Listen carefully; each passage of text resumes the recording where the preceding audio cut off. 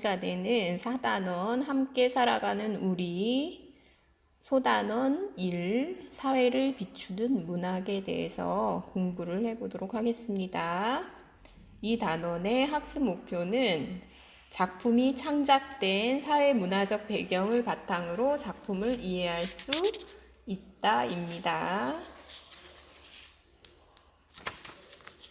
핵심 정리, 오아시스 세탁소 습격 사건의 핵심 정리를 살펴보겠습니다.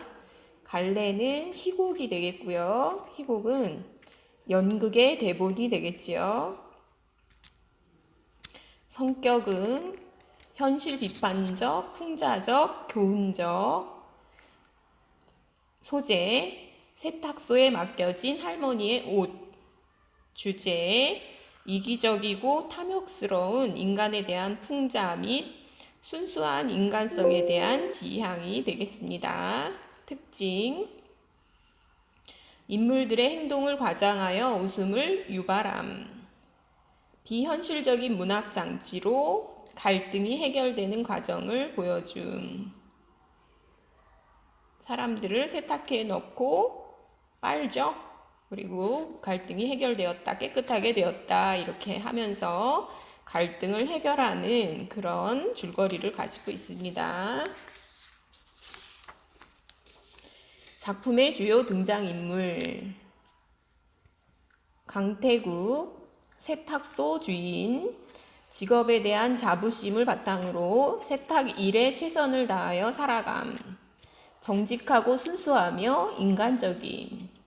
장민숙, 강태국의 아내, 남편 강태국과 함께 세탁소를 운영하며 소박하게 살지만 할머니 가족들의 제안 이후 물질에 대한 욕망을 보임. 안패거리, 재산가 집안의 자식들이지만 어머니의 임종을 앞두고 유산 찾기에만 신경을 쓰는 비인간적인 면모를 보임. 서옥화, 할머니의 간병인, 할머니의 유산을 찾으면 그 반을 준다는 말에 자신의 처지를 바꾸어 보고자 하는 사람이죠. 염소팔, 세탁소 종업원, 서울에 집 한 칸을 마련하여 어머니를 모시고 살고자 하는 소망을 가지고 있음. 자, 이 작품의 주요 갈등 양상을 보겠습니다. 처음에는 안패거리, 그러니까 안씨 집안의 이 사람들과 세탁소 사람들의 갈등을 보이고 있지요. 안패거리는 어머니의 숨겨진 재산을 찾기 위해 세탁소를 난장판으로 만들고 있고, 세탁소 사람들은 세탁소를 난장판으로 만들며 행패를 부리는 사람들에게 대항하는 갈등을 가지고 있죠. 그러다가 이제 안유식이 할머니의 유산을 찾는 사람에게 재산의 50%를 주겠다는 제안을 하게 되고요. 그러면서 강태국과 강태국 외의 인물들 사이의 갈등으로 갈등 양상이 바뀌게 되죠. 강태국, 안패거리뿐만 아니라 세탁소 사람들까지 할머니의 재산을 탐낸다는 사실에 분노하며 할머니의 옷 보따리를 돌려주지 않음. 강태국 외의 인물들, 할머니의 재산을 찾기 위해 세탁소에 잠입하고 강태국이 찾은 할머니의 옷 보따리를 빼앗으려 함. 자, 이 희곡에서 비판하는 사회문화적 상황은요, 세탁소에 잠입한 사람들의 모습, 어두운 조명 아래 검은 복색을 하고 세탁소의 이곳저곳을 샅샅이 뒤짐. 고양이나 쥐의 흉내를 내며 자신의 정체가 드러나지 않도록 함. 서로의 소리나 그림자에 놀라고 서로 스쳐 지나가면서도 알아보지 못함. 자, 물질에 눈먼 사람들은 우스꽝스럽게 표현하여 인간성을 상실한 사람들의 모습을 풍자적으로 표현하고 있죠. 물질 만능주의가 지배하는 당시의 사회문화적 상황을 비판하고 있습니다. 세탁 장면의 상징성. 세탁 전의 사람들은 이기적이고 탐욕스러운 마음을 가진 사람들이고요. 세탁 후의 사람들은 순수하고 깨끗한 마음을 가진 사람들. 이렇게 해서 돈에 눈이 먼 사람들을 세탁기 안에 넣고 세탁을 하는 행위는 비현실적인 장면으로 문학적인 장치이고요. 세탁기에서 빨래의 때가 깨끗하게 빠지듯이 돈에 눈 먼 사람들의 마음이 순수하게 바뀌고 그런 깨끗하게 된다는 그런 과정을 상징적으로 보여주고 있습니다.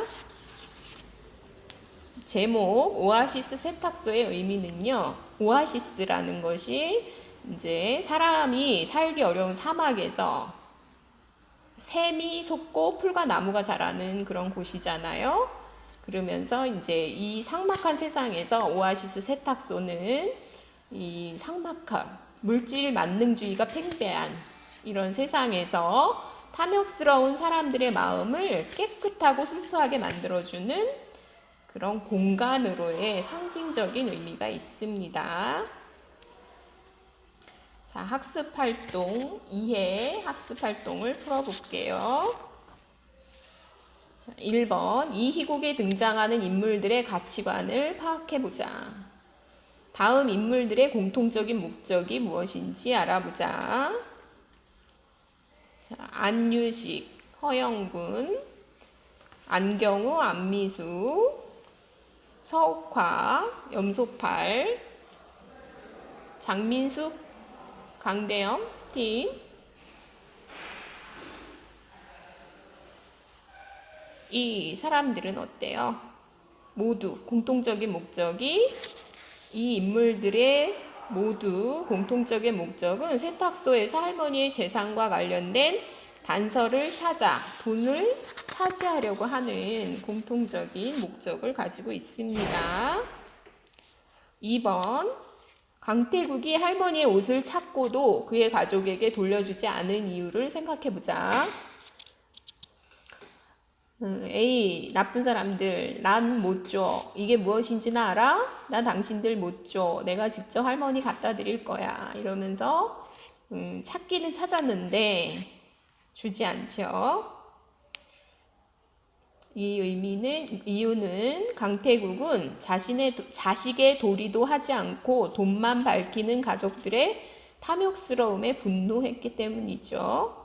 강태국은 자식들의 뒷바라지에 재산을 모두 쓰고도 혹시나 자식들 간의 우애가 상할까봐 남겨진 재산이 없다는 사실을 알리지 못한 할머니의 비밀을 지켜주고 싶었기 때문입니다. 3번 1과 2를 바탕으로 강태국과 그 외의 인물들의 가치관을 비교해보자. 자, 강태국의 가치관은요. 사람의 마음을 세탁한다는 신념으로 세탁소를 운영하고 있고요. 자신의 일에 보람을 느끼며 욕심 부리지 않고 성실히 살아가려 합니다. 물질보다는 인간으로서의 도리를 중요시하죠. 그 외의 인물들은 인간의 도리보다는 물질, 돈을 가장 우선시하는 그런 모습을 보이고 있죠. 2번 다음은 이 작품이 창작된 1990년대의 세태를 드러낸 기사문이다. 기사문을 읽고 이 작품의 의미를 파악해보자. 자, 동아일보 1991년 12월 27일 기사네요. 행운은 복돈입니다. 이것만 안방에 걸어놔 보세요. 돈이 슬슬 굴러 들어옵니다. 최근 사람이 많이 지나다니는 도심지 길거리에 1만원권과 5천원권 지폐를 컬러로 확대 복사해 판매하는 일명 복돈 판매상이 등장했다. 일반 지폐보다 5배 정도 큰 이 복돈은 어른은 물론 청소년에게도 날개 돋친 듯이 팔리고 있다. 역 구내에서 장사를 하던 한 상인은 하루 평균 100장에서 150여 장 정도가 판매되는 복돈 덕분에 톡톡히 재미를 보고 있다면서 흐뭇한 미소를 지었다.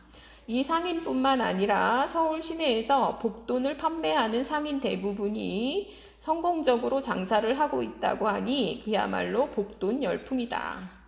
이러한 복돈 열풍에 대해 한 시민은 아무리 돈이 좋다는 세상이지만 집안에 돈을 걸어놓고 섬기며 사는 세태가 왠지 서글프고 무섭다는 생각이 듭니다. 라고 말하며 안타까워하였다. 자, 이 기사문에 비추어 볼 때 다음 인물들의 말에서 알 수 있는 당시의 사회문화적 상황이 무엇인지 말해보자.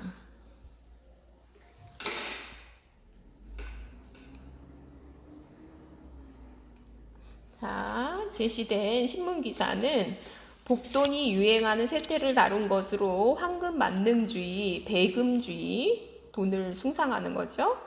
에 젖어든 당시 사회의 단면을 드러내고 있습니다. 이 작품에서 안미숙과 안경영은 어머니의 이름조차도 모르며 안유식은 어머니의 임종에는 무관심하죠. 염소팔은 도둑이 되어도 상관이 없다며 돈을 향한 열망을 드러내고 있습니다. 기사문과 이와 같은 인물들의 말에서 이 당시 사회의 인간성 상실과 배금주의가 팽배한 현실을 문제로 삼고 있다는 것을 알 수 있습니다. 도둑놈이어도 상관이 없고 엄마 이름도 모르죠. 정말 김순녀 맞아? 막 이러면서 이제 증을 확인했어. 막 이러면서 이름도 모르고 있고. 임종이요? 임종? 임종에는 관심이 없죠? 돈을 찾기에만 관심이 있죠. 이런 세태를 반영하고 있죠. 2와 2번, 이를 고려할 때 강태국이 사람들을 세탁하는 장면이 상징하는 의미와 작가의 의도를 파악해보자. 장면의 상징적 의미, 비현실적인 상황을 가정하여 갈등 상황을 정리함. 빨래에 때가 빠지듯이 사람들의 마음이 순수하게 바뀌는 과정을 상징함. 작가의 의도, 물질만을 중요시하고 인간성을 상실해가는 현대사회의 모습을 비판함. 탐욕스러운 사람들의 마음이 정화되기를 바람. 자, 세탁기에 넣고 돌리는 그 상징적인 의미, 그 장면이 상징하는 의미 중요하죠. 3번, 이 작품이 오늘날을 살아가는 우리에게 어떤 깨달음을 주는지 말해보자. 자, 오늘날에도 마찬가지죠. 오늘날에도 사람들은 여전히 돈을 섬기고 있다고 생각해. 돈 때문에 우리가 지켜야 할 중요한 가치를 잃지 않았으면 해. 자, 이 작품은 1990년대에 쓰였지만 오늘날에도 여전히 유효하다고 생각해. 요즘도 돈 때문에 무서운 사건들이 일어나고 있잖아. 돈보다 더 중요한 가치가 있다는 것을 사람들이 알았으면 해. 현대사회를 살아가면서 돈은 반드시 필요하니까 돈을 중요시하는 것 자체는 괜찮다고 봐. 다만 인간성을 상실해 가면서까지 돈을 바라는 것은 잘못되었다고 생각해. 돈 자체를 목적으로 두지 말고 다양한 행복을 찾기 위해 필요한 정도만 원하는 게 어떨까? 이렇게 깨달음을 정리를 해봤습니다. 학습활동, 적용 학습활동을 볼게요. 자, 얼굴 반찬이라는 시가 나와 있죠? 공강규 얼굴 반찬 정리를 해보도록 하겠습니다. 갈래는 자유시, 서정시고요. 성격은 비판적, 자조적.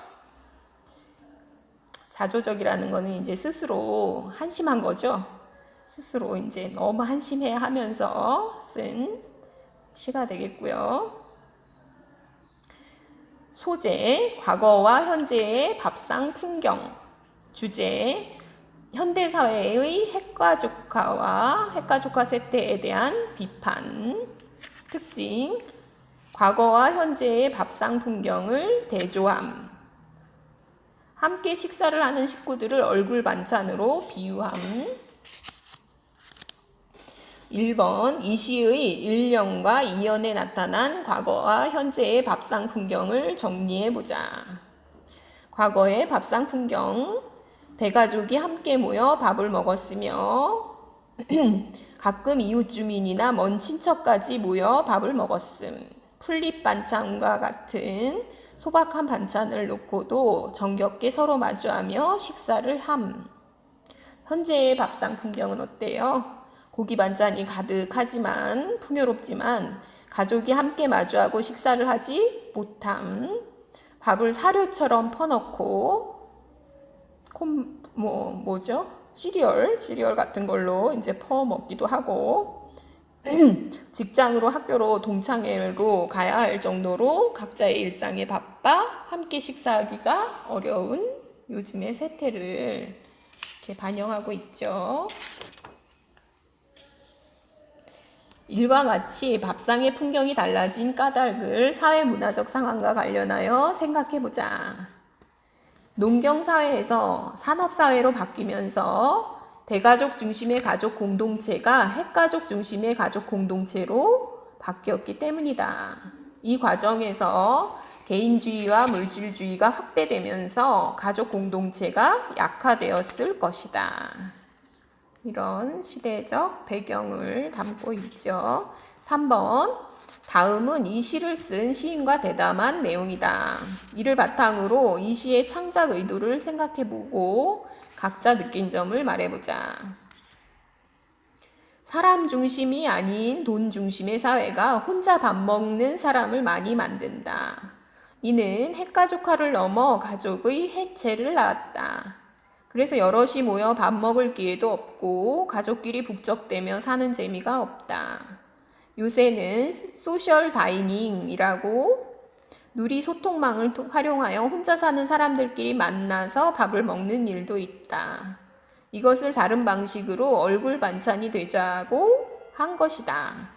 혼자인 친구를 찾아가서 얼굴 반찬을 해주는 것은 굉장히 좋은 사회운동이 아닐까? 이렇게 시사저널 2016년 11월 26일 이런 이 세태를 시대적 배경을 반영하는 그런 시가 되겠습니다. 자, 느낀 점. 시인은 개인화된 삶을 비판하고 따뜻한 공동체의 모습을 회복하길 바라는 마음에서 이 시를 창작한 것 같아. 이 시를 통해 개인화되고 물질화된 현대사회에서 서로 배려하고 소통하며 살아가는 자세가 필요하다는 점을 말하고 있다고 생각해. 자, 우리 사회는 타인의 일에 무관심하고 자기중심적인 것 같아. 혼자 밥을 먹는 문화가 만연하는 것이 그 자체가 나쁜 게 아니라 단절을 의미한다는 점에서 문제가 있어 보여. 그런 점에서 서로에게 얼굴 반찬이 되어주는 사회, 소통할 수 있는 사회가 되어야 한다는 생각을 해. 이렇게 느낀 점을 적어봤습니다. 이상으로 적용학습을 풀어봤습니다. 수고하셨습니다.